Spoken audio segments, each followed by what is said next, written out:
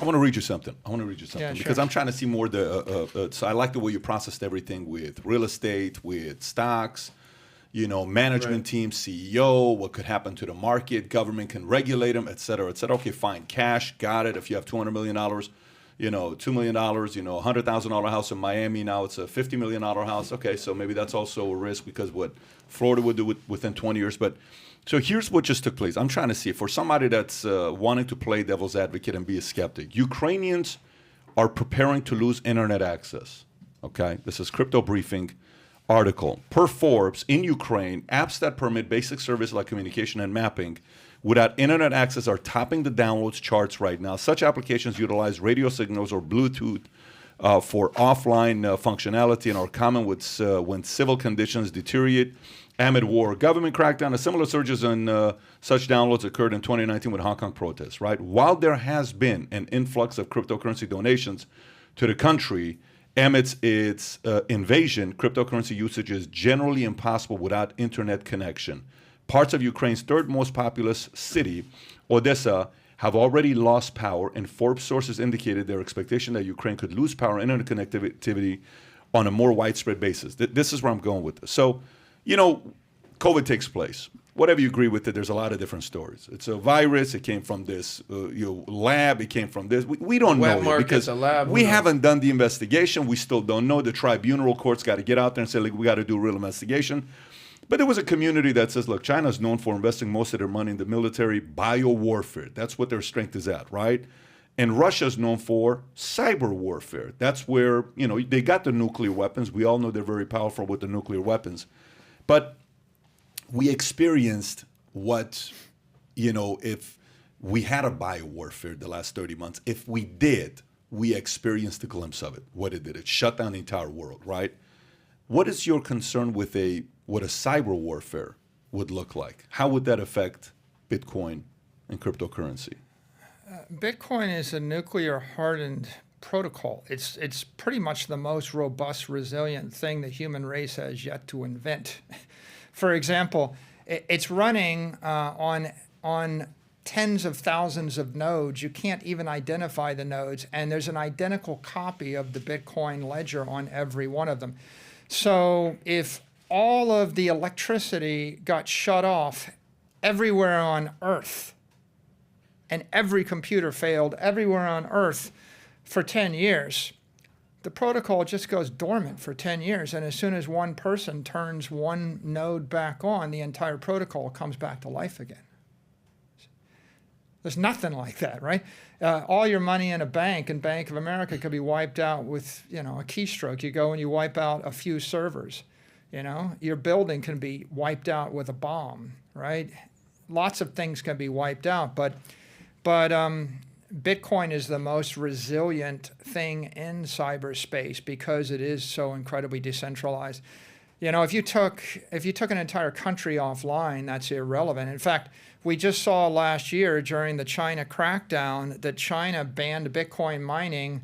They took 40 to 50% of the entire network offline. Half of Bitcoin mining was taking place in China. The network didn't miss a beat. Not even for a minute. It just kept running, completely secure. You could literally wipe out 99% of all the nodes. You wouldn't notice in the network. There's nothing else that you rely upon. I can take down Google and Twitter and Facebook and Apple and Amazon and the US government, and there's a lot of other systems you can take down much more easily. You take down Bitcoin. So I don't really worry about Bitcoin's fragility to any cyber attack. In fact, the whole point of proof of work was to create something which is impervious to a denial of service attack.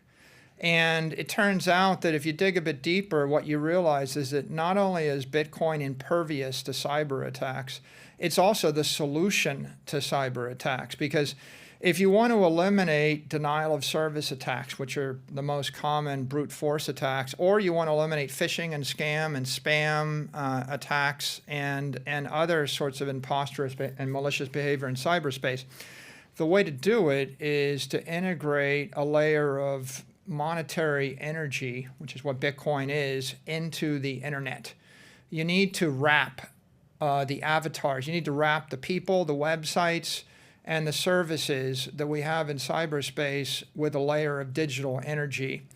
If you did that, you could prevent all the denial of service attacks. You could shut them down. You could probably shut down most of the scam videos on YouTube, all the scamming on Twitter, all the spam in your inbox, right? The simple principle is you simply have to post a monetary security deposit in order to hit my website or message my inbox or post a comment. And if you're found to be a scammer or a phisher or a malicious actor, you're fined, and we just take your money. Now, this is not a problem for an ordinary person. You would post $10 once in your life, and you will trip through cyberspace as you will.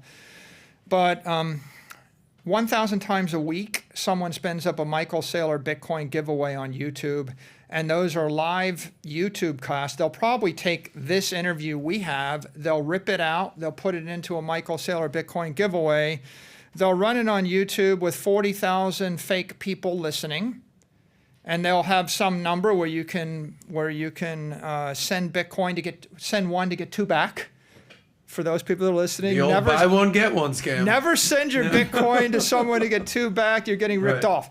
So they'll do that, and they will have spun up 40,000 fake actors.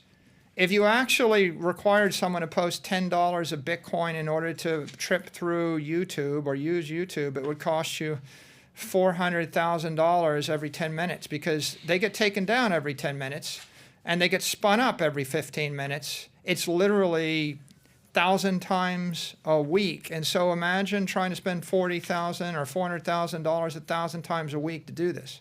Michael, what type of people fall for those scams? I mean, you said you've been a victim of people using your name for this type of one out of 1,000. 1 out of 1,000, but yeah, they obviously work because they do them every 15 minutes. If you went online right now and typed Michael Saylor crypto giveaway or something, you would probably... I just bought a few before I got here. So if you enjoyed this little short segment from the podcast that we did, here's another short segment to watch. Or if you want to see the entire podcast, click over here. Take care, everybody. Bye-bye.